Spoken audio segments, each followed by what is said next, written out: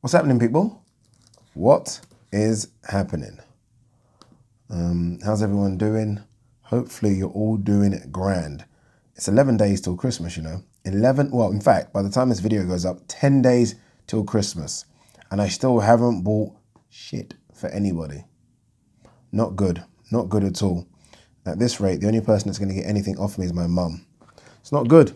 I'm not proud of myself. I don't say it to boast. I'm saying it because I'm upset with myself. Because in a video about 2 weeks ago, I said this. I said I haven't bought anyone anything, but I will. Here we are, 10 days to go until Christmas. Nothing. What can I do? What can I do? All right, there's loads to talk about, by the way. Loads to talk about. But first, let's quickly touch on Hughie Fury. The fight was a couple of days ago now, and I've been meaning to just say a few words about Hughie Fury and that performance. There's something about Hughie Fury, isn't there? It can't just be me.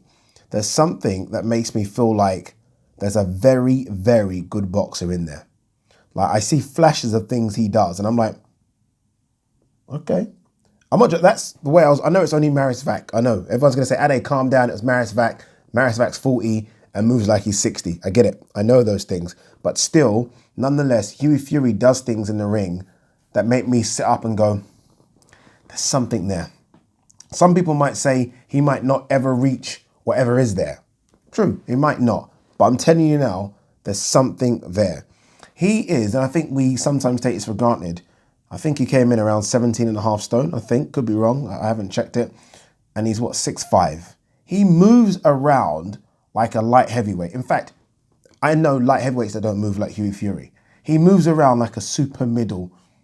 His movement for a guy that big is quite incredible. Again, he's 6'5", 17 and a half stone. He's not a small boy. I think maybe because we saw him against Maris Vac, who's like 20 stone, it made him look small. He's a big lump, Hughie Fury. He doesn't move like him. So he's got great movement.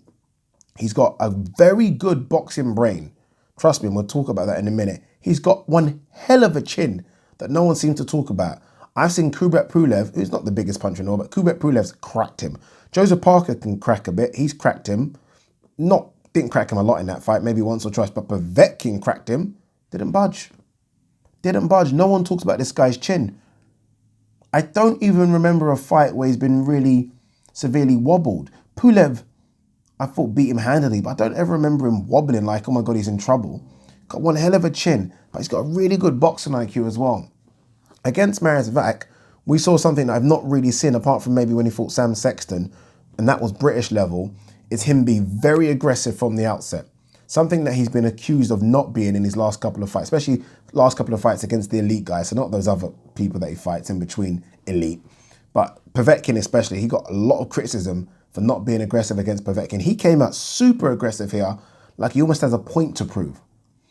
And as soon as he got the cut, and it was a bad cut, and he does cut easily it seems, but as soon as he got that cut, it's almost like he reverted to like, okay, let me just start boxing. And that's, the fact that he can even do that is smart, because there was a few times in that fight where I thought the fight was going to be stopped. And if he continued to be aggressive, the fight could have been stopped. But it's like, okay, let's just win this. And that's not an easy thing to do, you know. People might look at it and think that's just an easy thing to do, to coast and just, okay, let's just win it. Let's just box. And he takes very good instructions from his dad in the corner. Obviously, they've been working with each other for however long, right? And not many good boxers do that either. I've listened to trainers give out amazing instructions in the corner, and the boxer goes out and does something completely different. Peter Fury gives instructions, Hughie Fury follows them. There's something about Hughie Fury that makes me feel like if he can just somehow put it all together, I don't think he's got much pop, but it's because he doesn't really sit on his shots clean. He's always moving as he's throwing rather than actually just plant his feet and sit on his shots. If he plants his feet, he can punch. He can punch. He's got fantastic movement, great jab, flicks his jab from different angles, can throw combinations. We've seen that now. There's something there, you know. I said I want to see him get rid of someone in the top 30, 40, and then I know, okay, Hughie Fury is in a top 30 position, and then move on. There are so many guys out there now for him to fight. I would love to see him fight who his cousin Tyson was supposed to fight, Agit Kabayel. That is European level, then we know. There's other fighters out there. I think he's above a Bakoli, so I don't think he's going to fight a Bakoli. You're not going to fight what he's fought and have fought for a world title, then fight a Bakoli. Joyce, I know, has called out Usyk. We're going to talk about that separate. That could be a good one. Joe Joyce, I'm talking about. Chisora could be an interesting one. There's fights out there, and he is with Matchroom, and Matchroom does have a lot of heavyweights. So we'll see how he matches up. We'll see what fight he gets next. But I think now, after he's had those 3 defeats, they now need to start building him properly. So it's not a case of, okay, he won that one, chuck him in with fucking Hergovich. Build him properly and let's see what can happen. Let's see. Don't just chuck him in fights because his cousin is Tyson and he has the Fury surname. Let's start building Hughie properly. Because yes, people say he's young, but you don't want to put him in positions where he's having tough fights and by the time he gets to 28, 29, he's starting to slur his words and slow down. There's something special there. Mark my words. Not that I'm any sort of boxing protagonist, but I know a bit. And I think there's something there. Did that word even make sense in the sentence I used it, protagonist? I don't know. I want to use the excuse and say it's late. It's not that late. I just don't know what that word, if that word makes sense. It's going to bug me now. I'm sorry. Did that word, protagonist, make sense in the context to which I used it? Okay, yeah, an advocate or a champion of a particular cause or idea. Kind of makes sense a little bit. Kind of does. All right, let's get to some news. There's been quite a bit of news, by the way. Good fight at 1:30. Miguel Berchelt, versus Oscar Valdez. That fight has been rescheduled for February 20th. It was supposed to happen on, I think, the card just gone, Shakur Stevenson's card, but Berchelt pulled out because of COVID. That fight is now back on. Fingers crossed it can happen because with COVID right now, who never knows? You never know, right? You never know. What's this? Katie Taylor has won the BWA, so Boxing Writers Association's Female Fight of the Year award. Yeah, okay. Yeah, makes sense. Fury, Joshua is tailor-made for my style. I aim to take him out early. The sale has started. It's weird. I so want to talk about this fight, but I so don't want to talk about it until the fight happens. You just can't even picture it right now, can you? Felix Sturm ready for comeback. Wants Oscar De La Hoya rematch. Okay, Felix Sturm was in jail.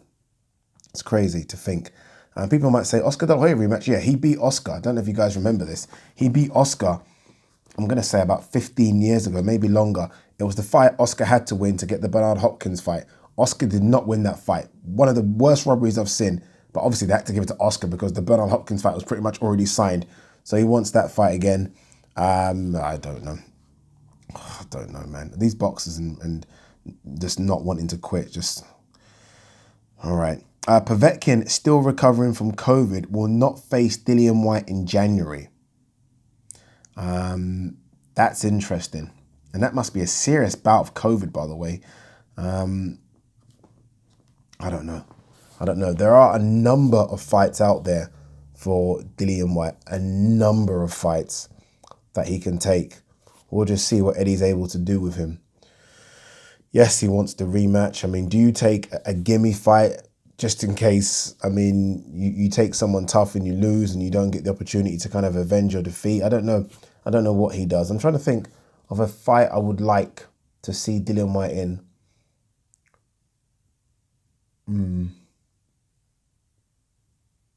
Hunter's the one, isn't it? Hunter's the one. But do you take Hunter after getting knocked out by Povetkin? I mean, do you go into that and that is a big fight after coming off a loss? Don't know. Maybe he does have a gimme fight against someone in and around the top 30. Maybe he takes on someone. Maybe he takes on someone. This might sound a very random name, but maybe he takes on someone like a Charles Martin, and then has the Povetkin fight in the spring. Who knows? Eddie Hearn, it's my job to make Joshua Fury next. Yes, it is. Yes, it is. Especially if both parties want it. Now, look, there was obviously an issue. I mean, with Deontay Wilder and with Usyk. Deontay Wilder is going through the courts in America to try and make this fight with Fury happen. He's going through the fucking courts. I mean, Usyk has, I think, said that he will accept step-aside money, substantial step-aside money. So look, Eddie Hearn wants to make the fight. There's been this talk recently of, oh, is Joshua scared of Fury nonsense? Stop it. Joshua's scared of Fury. I think they want the fight. It's all about legacy fights and big money, and there's no bigger fight to be made for Joshua than Tyson Fury. So they want the fight, and I think Eddie Hearn is the man to make it. Fingers crossed. He wasn't able to make the Deontay Wilder fight, but I do think he had burnt bridges with Deontay Wilder and his team, so Shelley Finkel, maybe even Al Heyman. So I don't think the bridges have been burnt too much with MTK, not necessarily Frank, but MTK, Bob Arum, and Tyson Fury. So I think the fight can be made. Dillian White says Joshua's performance was strange. Could have made it easier. Let Pulev back in the fight. Okay. Like, a strange performance has got him the win. Like, I don't want to be harsh here, but a strange performance has got him the win. He's come out, no injuries whatsoever, barely any facial marks, got the stoppage, was able to box at length, was able to dig when he needed to dig. Solid performance. That's not a strange performance.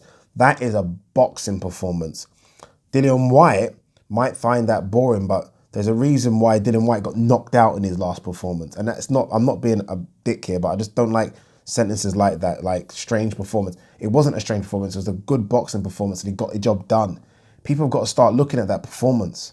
If that was Tyson Fury that done that performance, he wouldn't, like, I feel like we have this thing where AJ gets, it's almost like automatic stick now. If that was Tyson Fury who boxed like that, and not boxed like that, what I mean is that boxed to a point where he wasn't getting hit, and then knocked his opponent down in the third, then stopped him in the ninth for a beautiful shot, we'll be saying, oh, that was a good boxing performance. Like, it wasn't a strange performance, a good performance. And that's what keeps longevity in the game. And that's something that Dillian White's going to need to learn very quickly, or his career could be over very quickly.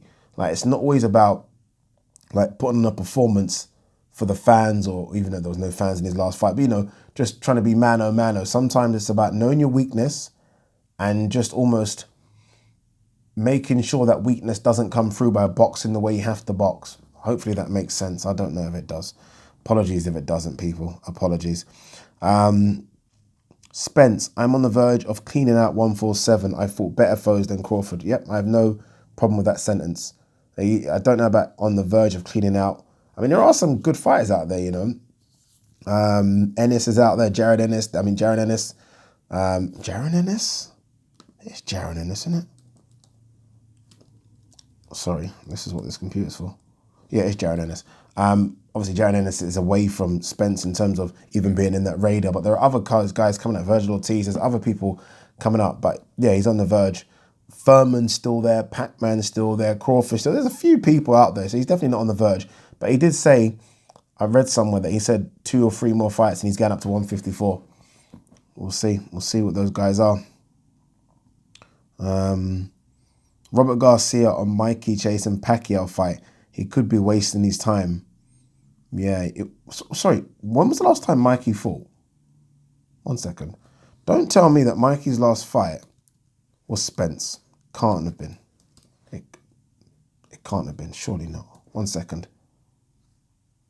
1 second, people.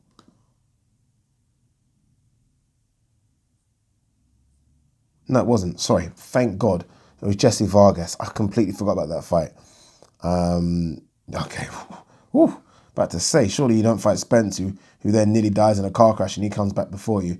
Jesse Vargas. I've kind of forgot about Spence a little bit, you know. Sorry, Mikey a bit. I don't know if I'm interested in seeing him fight Pac-Man, if I'm honest with you. He's kind of slipped from my radar a bit. Had a very good run. Sometimes I think his run, when we look at his CV, is a bit overrated, but I forgot about him a little bit. Alexander Usyk could be offered deal to fight for vacant WBO title. The WBO would be the stupidest mother Fs if they don't have their belt on the line when AJ, fingers crossed AJ, fights Tyson Fury. If their belt is missing from potentially one of the biggest heavyweight fights of all time, then they have just effed up. They have just effed up. If I'm them, I'm just saying to Usyk, well on a second rule, boy. Big fight upon us. I don't know why I done that accent, but that's what I would be saying. Like, just relax. Fury wants to fight AJ, undisputed. Wait in line a second. All right, what else have we got before we pack up and go sleep? Manny Pacquiao believes that he can fight twice in 2021. Fight twice in 2021. You haven't fought for like a year and 3 months, whatever it is, and you're telling me you can fight twice in 2021. I'll get his pack, man. I can't say too much because of what he's done, but come on, man. Come on, brother.